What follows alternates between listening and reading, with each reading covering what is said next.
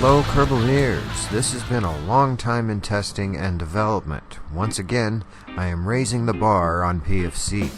I want to thank everyone in my Discord for their research and input along the way. It was invaluable to creating this rule set.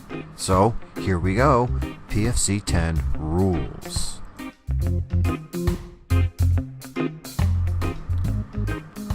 Let's start with the mods that are required. You must have BDArmory Continued version 1.2.4 for KSP 1.61. You need the latest physics range extender, Airplaine Plus, and if you want, it's optional, the dark texture mod. You'll need to build a multirole plane to attack air and ground targets. You will also build a base that you'll have to defend.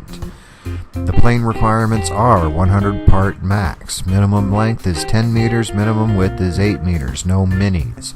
Must have an AI pilot, weapons manager, radar, targeting ball, RTG, or fuel cell. Use any air-breathing engine except rapiers, no rocket engines. No engine clipping or stacking. If using propellers, blades cannot clip into plane. Drones are allowed. Planes may have up to 4 guns or turrets from 50 cals to Vulcans or 2 Gal 8. Max missile count 16. Max 8 air, max 8 ground. No Pack 3, no EMP missiles. Flares and chaff recommended up to 4 each, and 2 ECM are allowed. Base requirements: 60 parks max. Must have weapons manager, radar, solar panels, RTG, fuel cell, jet engine, or something to create electric charge, but no rocket engines. Drones are accepted. Bases may have up to 2 gun turrets from 50 cal to Vulcans, or 1 goalkeeper. Goalkeeper must have max range set to 2,500 meters. Max missile count is 8, no EMP, no Pack 3 missiles. You may use countermeasures on bases, up to 4 each on chaff and flares, 1 ECM, and 1 smoke pod. This will be a 2 plane and 2 base versus 2 plane and 2 base competition. The battle ends when only 1 team is left. Tech inspection and field testing will be done as always. Bases face the opponents and are set 8 kilometers apart, so each will be 4 kilometers from the tower where the planes are launched. The planes will be launched toward your bases. Your 2 bases will be set 350 meters apart. Send your entries to greydragon70@gmail.com. So, here is my measuring tool for the size of your plane. The idea behind this is that 1, there's no minis, and 2, I wanted to see realistic sized planes this time around. The required parts are pretty much as usual, except this time you have to have the targeting ball.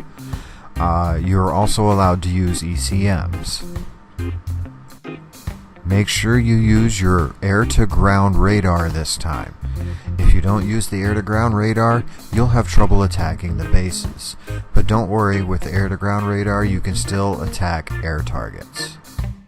These are the weapons you're allowed to use for your planes. You can use anything shown here, from the Hellfires, Mavericks, and Harms, to the AIM-9s and AIM-120s, and you can use any of the guns shown as well.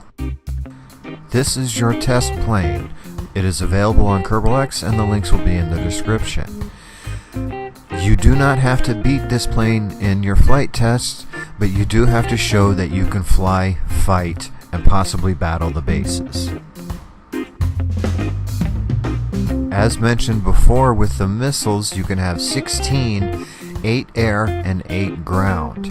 And you can have up to 4 guns, turrets, or stationary guns, but the turrets work better on ground.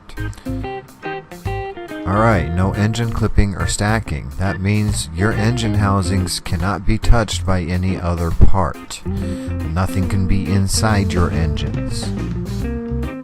And your propellers must have a clear path with no parts in the way of the blades.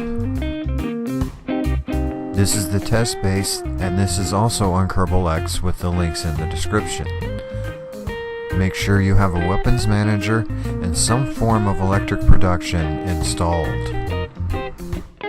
You can also use any of the countermeasures shown here, flares, chaff, and ECM, along with 1 smoke pot. My suggestion is to use this locking radar with built-in missile turret. If you don't use this, you must have some type of locking radar installed on the base. For your guns, you may use 250 cal turrets, 2 M230 turrets, or 2 Vulcan turrets.